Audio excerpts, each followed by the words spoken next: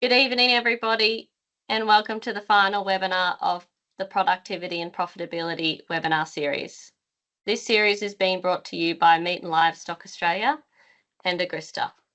The MLA Productivity and Profitability series is designed to assist sheep, cattle and goat producers to increase the productivity and profitability of their business.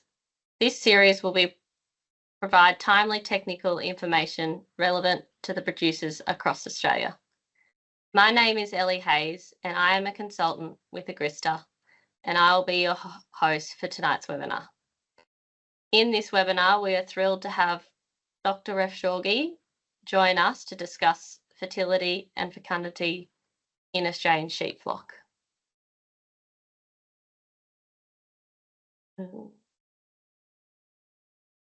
For those of you that don't know Gordon is a senior research scientist for the New South Wales Department of Primary Industries and Research Development with 20 years research experience. He is based at Agricultural Research and Advisory Station in Cowra.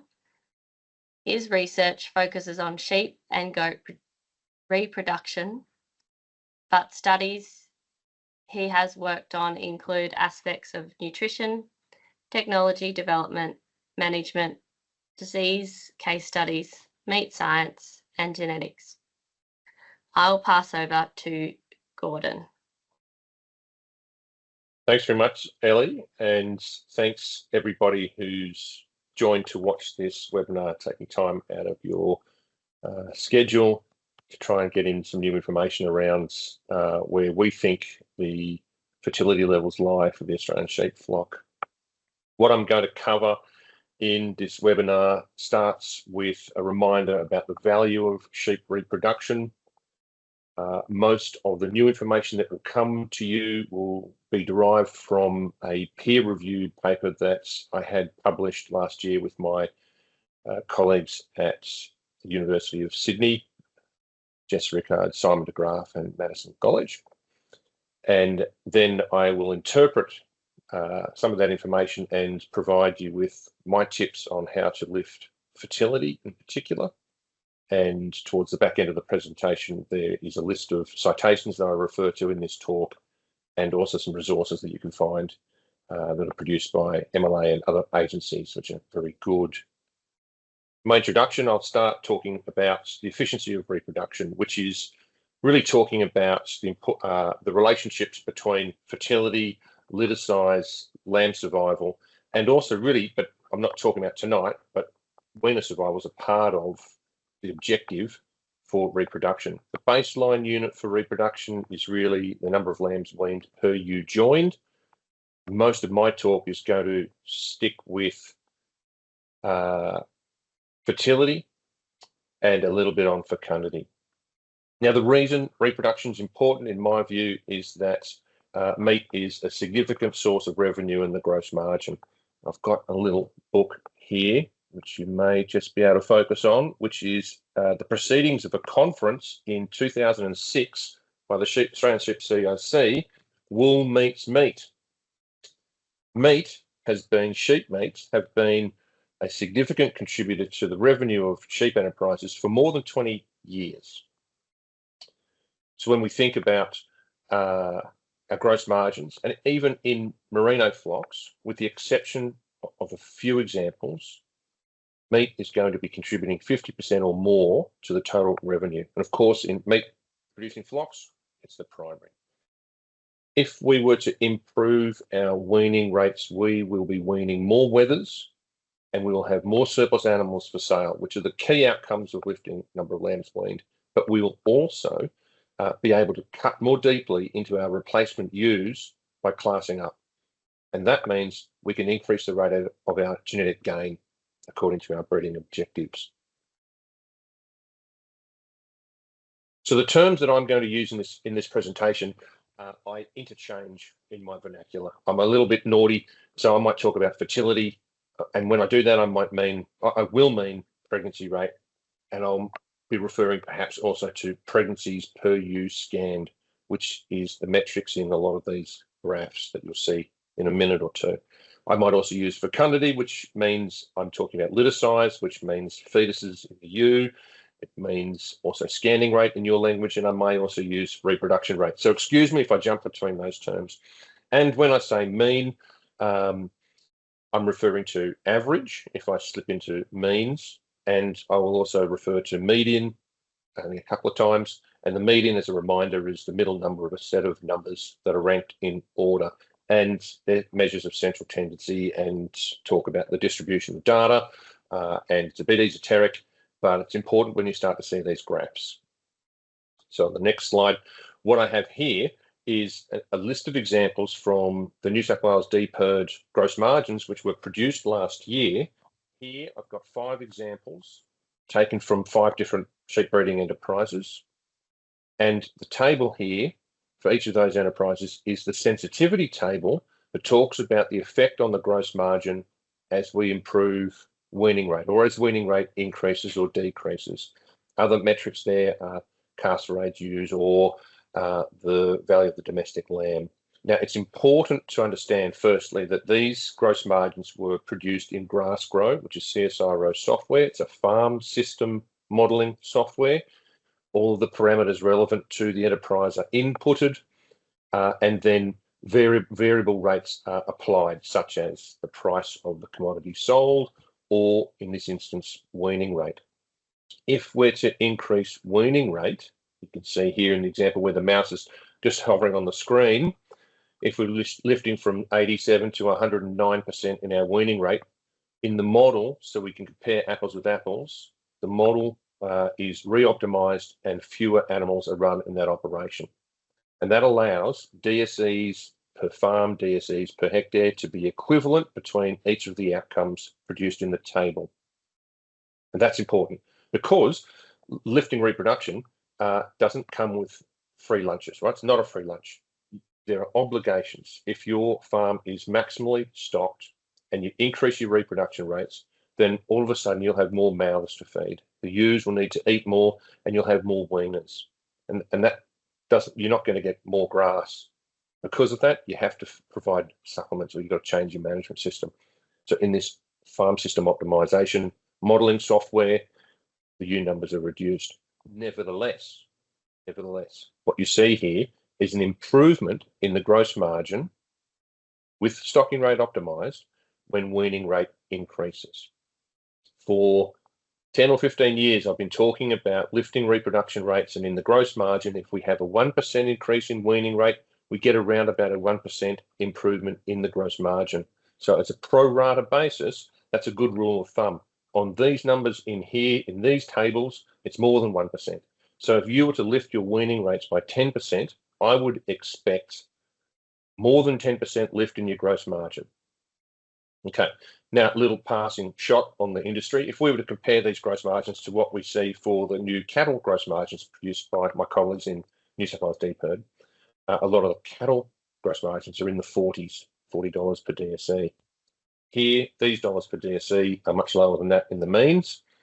And so then I'm wondering, how do we get to those sorts of comparable weaning rates to lift our gross margin back up? And we see, for example, in merinos made at the terminal size, 25% of the merino ewes joined to terminal size. You could get a mid 40%, or in the, sorry, a $40 gross margin if you're weaning 130%. So why don't we set targets for weaning 130% instead of 87%?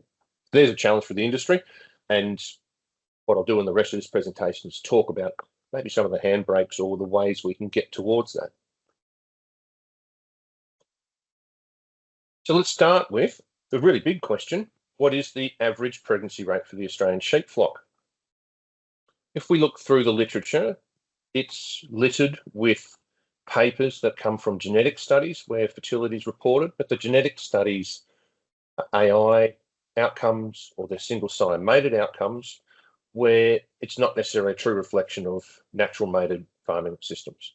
There's only a handful of quite large studies that report fertility, and 3 of those examples are listed on the screen here. Doug Fowler has the biggest of those, published in 2007 with an 86% pregnancy rate. Amy Bates's paper Amy was a PhD student that I co-supervised, so I'm very familiar with that data, having overseen the collection of it. There's a 90% pregnancy rate, and Bob Kilgow's works are 94. The median of those numbers is about 90, right?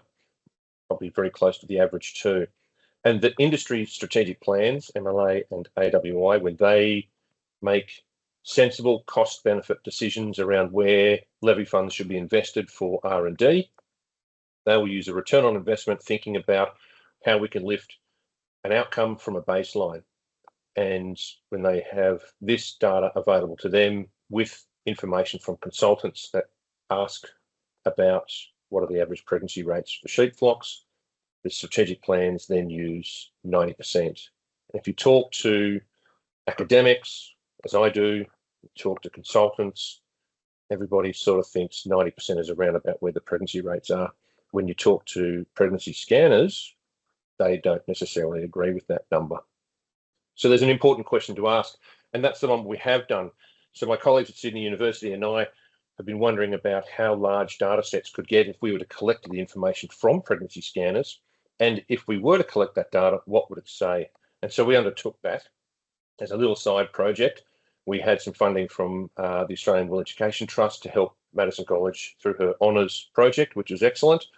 And we created this big data set. So what we have here is information from mobs that are collected in every state and territory in Australia, including Northern Territory. The data time frame is 14 years. And the reason for that is because in 2020, I got the first of these two data sets that we put together. And that data was as far back as one scanner could provide me with information from 2006 to 2019. The results of that data set were surprisingly low in the pregnancy rates. So Simon, Jess and I said, let's go back and try and find another data set, which we did from South Australia, and together matched the same time frame and put together this paper. In total, we've got over 15,000 mobs of ewes scanned and nearly 7.5 million ewes. So it is substantially larger than any of the big other studies that go around and other data sets. The way we put this together, I'll just scroll through slowly on each of these little links, is that we took thousands of records from either existing Excel files or pregnancy scanning record sheets, or even their invoices. Those invoices were then de-identified. I'll just scroll forward there. And another one. Those records were then de-identified, which means the client's name is removed and replaced with a hexadecimal indicator, which means we don't know who the client is. So there's no level of analysis on client. From all of those records, we would have some information around postcode, the date of scanning. Maybe there's a mob label indicating perhaps that they were merinos or perhaps that they were ewe lambs. And of course, we've got the pregnancy scanning outcome and the totals. We then, for the labels that might be with those mobs, we were able to create information around things like ewe age or breed, season, region. The data was cleaned, validated, and then the analysis was undertaken with support of the data analytics group at Sydney University. I'll scroll forward. So this is, okay, so I'll move slowly on this one. I've got two graphs on the screen. These are primary results. On the left, you'll see pregnancy rate. So that's the fertility rate for these mobs. And there's two box plots there. They are scanned in lamb or empty, so ewes that are scanned in lamb, or they are the mobs that are scanned for multiples. At the top, I've got the box plot, and you'll see where the box is. That's 50% of the data. The line that runs through the box is the median. Remember, the median's that measure of central tendency. It's the middle number.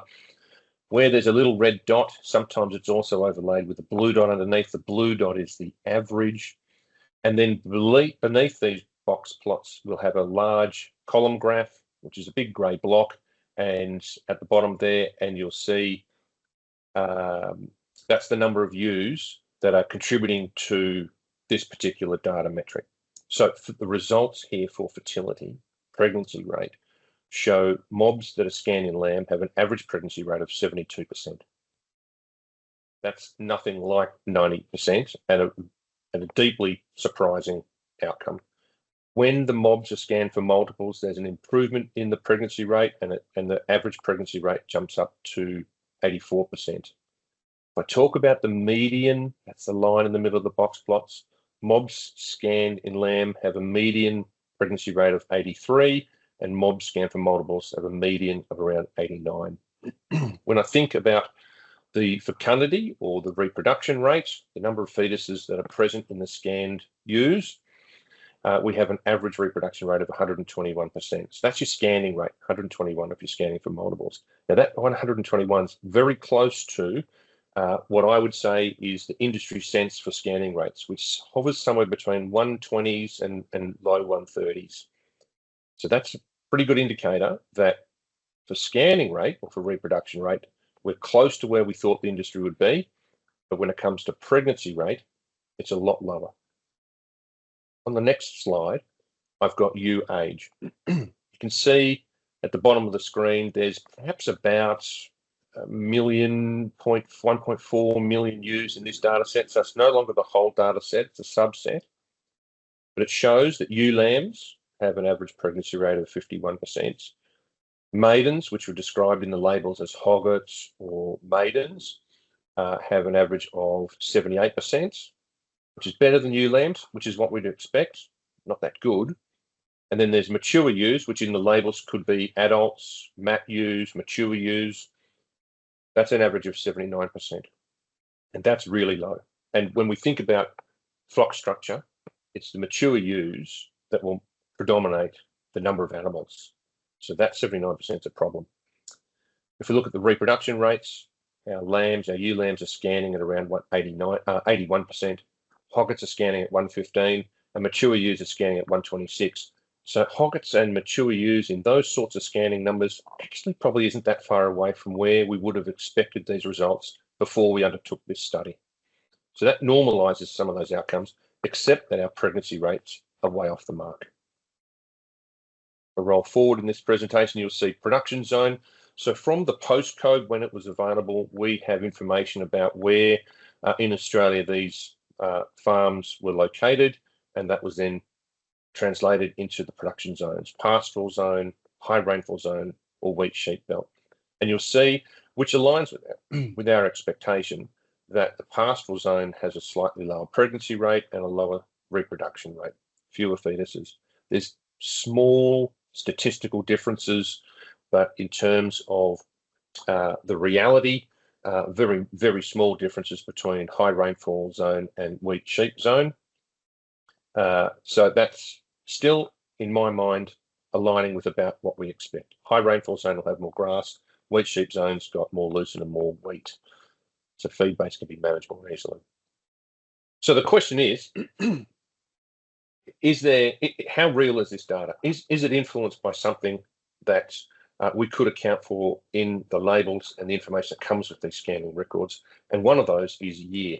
Do we have like a year where it's catastrophic failures that might explain why the average pregnancy rates are so low? And the answer to that question is no. The statistics show that there's differences in the pregnancy rate and differences in the reproduction rates over time. You'll see that the letters above the box plots for pregnancy rate are increasing alphabetically. And that suggests that there's ever small increases in pregnancy rate over time, but the confidence in the model is low because the variability is really high. If it was as a rate, we get about a 1% improvement in fertility about every 10 years. So it's a very small rate of improvement. And it also shows that our average pregnancy rates have been low for the whole data set, which means they've probably been low for even longer than that. There's no particular consistent change in reproduction rate, so that's not changing. The next slide here is the last that I have from the paper that we published, and it's a correlation between reproduction rate and pregnancy rate. And it makes sense that as pregnancy rates increasing, we're getting more higher ordered litters, and we're getting a higher reproduction rate. The line of best fit here is modelled, and it's a linear line, straight line. The relationship is on the graph there, y equals blah, blah, blah, plus 1.51, which comes out to be about 1.45 fetuses per every pregnant ewe. And the correlation is 0.7 R squared, which is a R value of about 0.83. So it's a reasonable fit to the line, and you can see, but there's still some error around it. I'll take that number, 1.46, and test it. We know that from seasonal surveys that MLA and AWY undertake quarterly, that our marking rates are around about 90 to 100% in the last probably 5 or so years. Those numbers have been predominant, coming up and down through the seasons, but by and large, that's about where we sit. So the question is, if this data set is a true sample of the Australian sheep population, and the average pregnancy for the whole data set is 76%, that's what it is, 72 for scanned-in lamb, 83, 84 for multiples, is an average of 76 across the whole data set. And our reproduction rate has a linear effect of 1.45 or 145% for every pregnant animal. Then our lambing rates are going to be around 110. So I've taken that 110 and then I've tested what happens if we change our lamb survival rates at 80 and then at 90% to see what might happen with our marking or our weaning rates. And you can see from here that 110% lambing rate is going to give us somewhere between 88 and maybe 99% lambs marked. It's a crude calculation, rudimentary, but it's also ballpark. So what if we play a little bit more with that and recognize the fact that, oh, sorry, I'll go forward then, that's fine. Sorry. We recognize that there could be some mobs that are joined a second time. So mobs that are joined in spring and in early summer. And previously, when you look back in the recording, you'll see that the majority of animals that were scanned in this data set were joined in spring and summer. Those animals present an opportunity for another mating. So what I'm doing here in this little example, in the first line, is I have 100 ewes scanned. I've applied the lower pregnancy rate for the scanned-in lamb group just to test whether I can get these numbers up at 72%, which means I've got 28% not pregnant, which gives me, out of the 100, of course, it gives me 72 pregnant ewes, and it gives me 28 empty ewes. And if I remate those 28 empty ewes, and I've got an error there in the fertility, that's still 72% applied fertility and an empty rate still of 28%. It means I get another 20% ewes, another 20 ewes pregnant out of that original 100. I have 8 empties, I can sell them off, but I end up with, over the year, 92% pregnant ewes. If I take those 92% and I apply our reproduction rate of 145 and multiply an 80% lamb survival, I end up with a marking of about 107. So those rudimentary examples give me the impression that our data set is probably pretty close to where the real world sits. I can probably get a marking rate between 90 and over 100%, even if I'm using fertility rates of 72 and 76%. So that says to me that our data is probably a pretty good reflection of the real world for Australian sheep flocks. So the key findings from our work start essentially with that I think that there's a major fertility problem in a lot of Australian sheep flocks. It's not all of the flocks, it's probably 40% of flocks.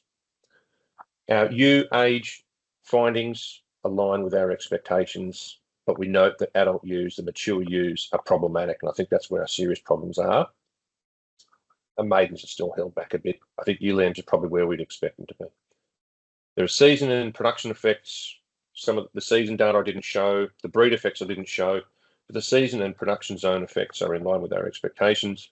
And there were some little differences in the breed, which if you want to go and read the paper, which I've got it listed later in the citation list, you can do that. But what we really also demonstrate is the value of a really large, powerful data sets that's taken from the real world. It's not influenced by surveys or reproduction researchers inviting producers to engage with them. It's probably true insight with the actual fertility of the Australian sheep flock. So this next slide, you'll see that I've got a pondering photograph Am I looking forward or am I looking back? So the data that I've just presented, it's 14 years, it's 2006 through to 2019. It's demonstrated that there's very little change over time, which implies that it's a good fit for reflecting where our figures are and that they're not changing, but it looks backwards. So the other half of this presentation, I'm going to focus on how you might lift your fertility rates when we start thinking about joining now or into the future. So we'll start to look forward.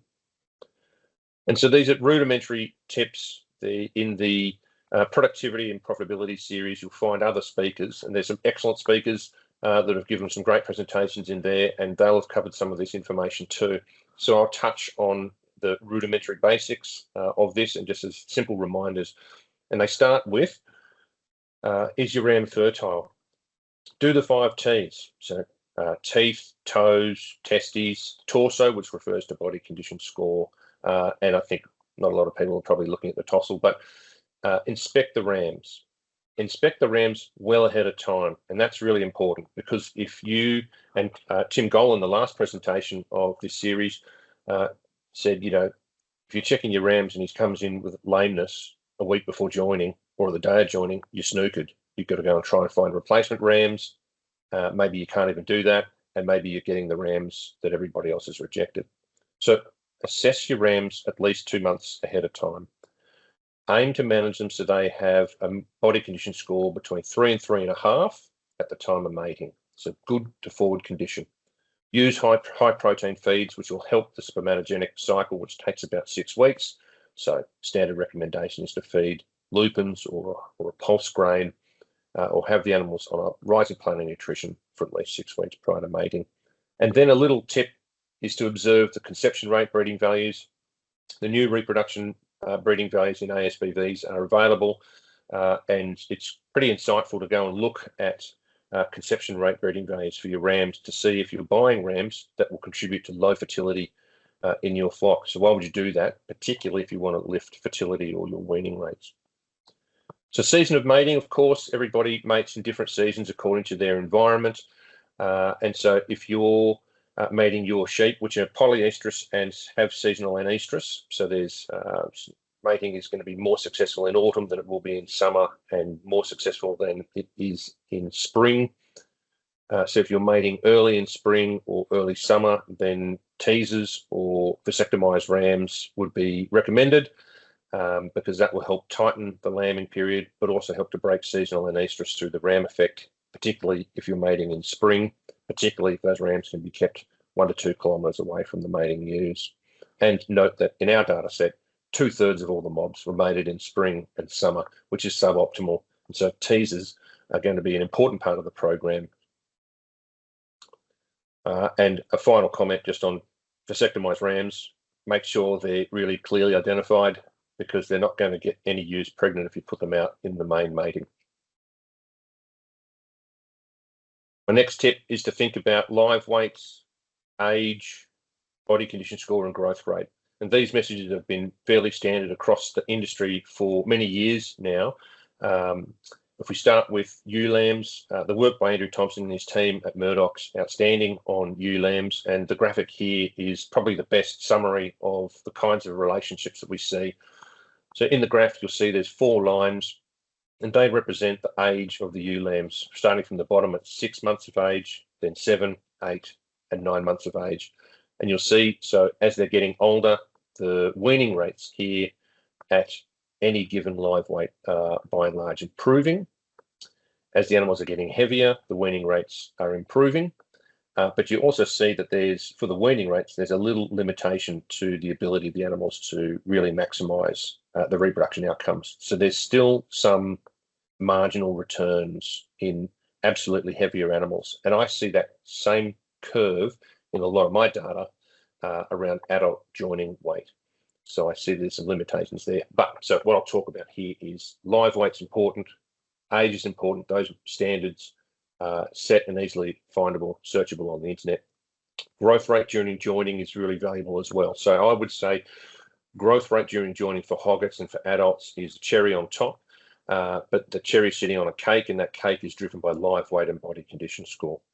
So your ewes as hoggets or as adults need to be in the ideal weight range, If they are lighter, there will be gains for you to be found by lifting live weight. And if they are adult ewes, you can lift live weight or body condition score. Body condition score is a good indicator in adults. It's not a very good predictor of pregnancy outcomes in hockets. So lambs and hockets focus on live weight.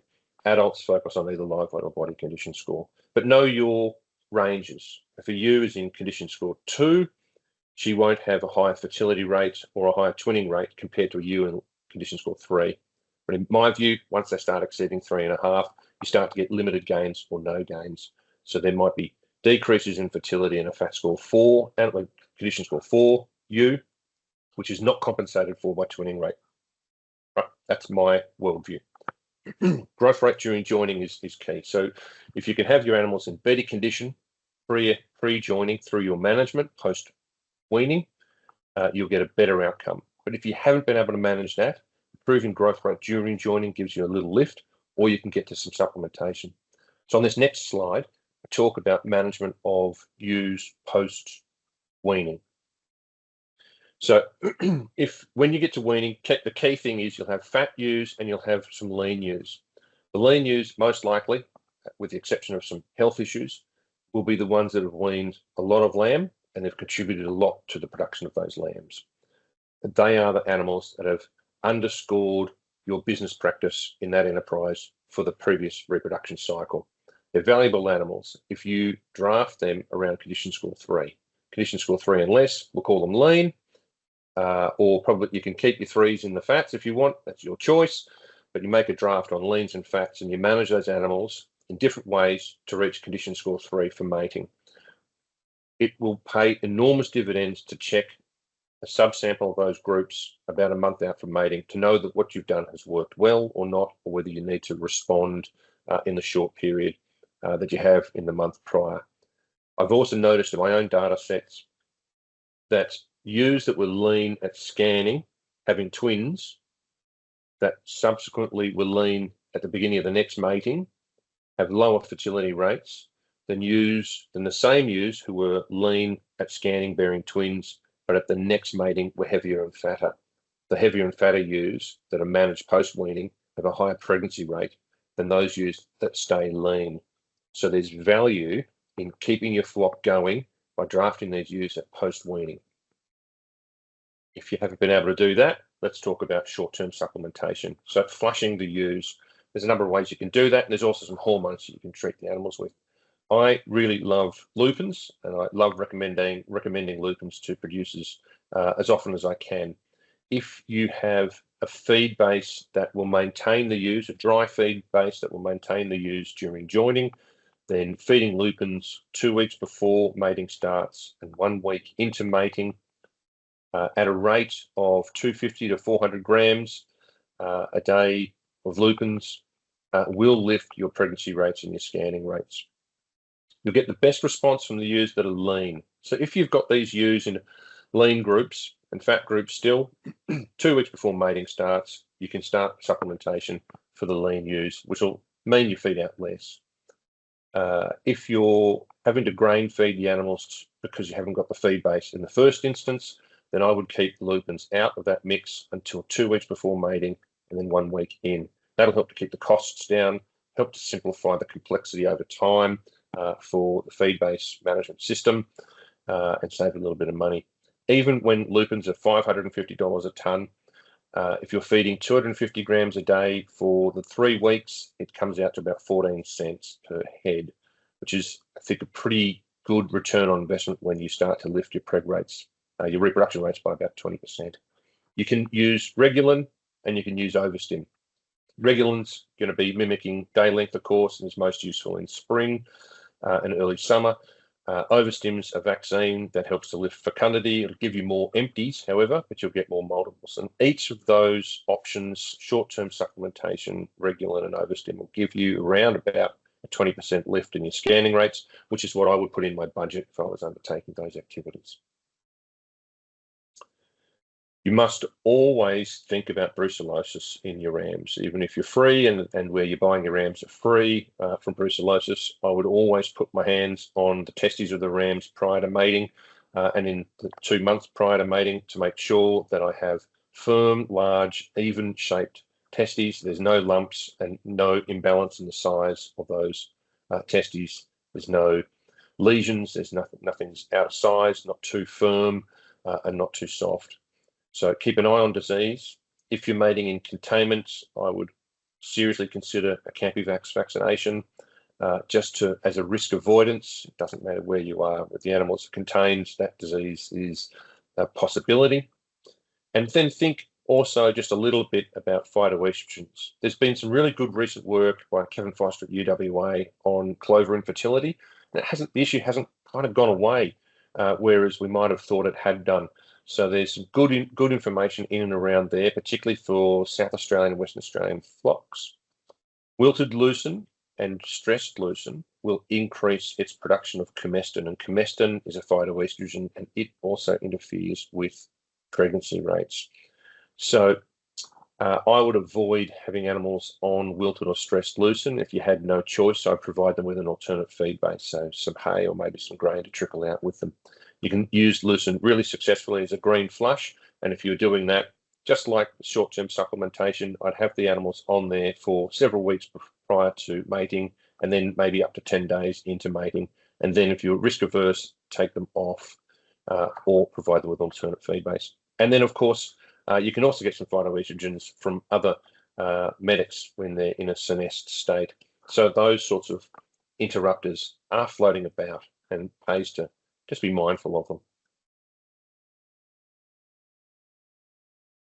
So having recommended these little tips and tools about how to lift your pregnancy rates, and I feel like everybody, nearly everyone, has got 10% in the pocket they can reach in and get, not necessarily in their pregnancy rates, but certainly in their reproduction rates and in their weaning rates.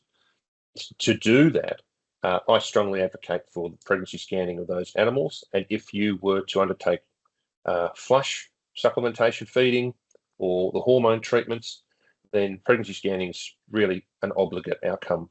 I think you've got to be doing it, and that's because, particularly if the ewes are lean and you've tricked them into having a higher ovulation rate, and you've got more twins, and those are twins that are leaner, and you need to manage them better to get your outcome. So the return on the investment largely lies around the improved management of twin-bearing ewes to improve ewe survival and lamb survival. The best time to pregnancy scan is around 80 to 90 days post rams in. You have a window of around a month, 70 to 100. If you're mating for 3 cycles and you wait about 6 weeks, 42 days after the rams are removed, then you're right at the end of the ideal window and you're moving into suboptimal pregnancy scanning conditions. So the timing is absolutely critical if you're in a 3-cycle mating program. You'll see in the table here, right at the very bottom of the table, we've got average values of scanning for pregnancy status. So if it costs you around about, say, $1.17 per head to pregnancy scan your ewes, if you're scanning for in lamb, then you get around about, on average, $2.65. If you're using that same money to scan for multiples, then your return is an average of $5.55. But you see in the guts of the table, there's some nuances around the season of lambing and different breed combinations or breeding, mating, opulent mating enterprises. So I think the 2 take-homes from that table are that there'll be more value for you scanning if you're scanning coincides before the break of the season, and if you're able to offload empty ewes earlier and manage your twin-bearing ewes to reach a better outcome, you'll have a higher return on investment for pregnancy scanning. But by and large, a rule of thumb is you've nearly got probably 4 to 1, 5 to 1 return on investment if you're pregnancy scanning those animals and managing better. But in some scenarios, there's losses. So that report's a very good one, and you'll find greater information on that in the resource list that I'll provide at the end of my presentation. So my conclusions are that we've created a very large data set that reflects, I think, quite well for the sheep pregnancy rates in Australian flock, and it suggests that the pregnancy rates for most flocks are below par, well below par. it's most likely that nutrition is inadequate, particularly for hoggets and mature ewes. And weaning rates could be most easily lifted if we were to improve pre-mating nutrition of ewes and rams. We don't think that disease or drought or heat waves can really inform the outcomes that we saw in that big data set, because they are events, and this is national data. So our national data says we've got an average pregnancy rate of 76. It hasn't changed over a 14-year time frame. Says there's a problem and there's things to work on, and it's most likely associated with nutrition, because that's global over the country and over time. I'm happy to answer any questions that come up if you've got them, Ellie. On the next slide, I've got a list of the citations where I referred to information in my presentation. There's some papers that you should be able to find. There's a couple of those open access, I think, so easy to find and read, particularly the first paper there that Simon, Jess and Madison and I published. And on the next slide, you'll see a couple of the resources that I referred to throughout my presentation.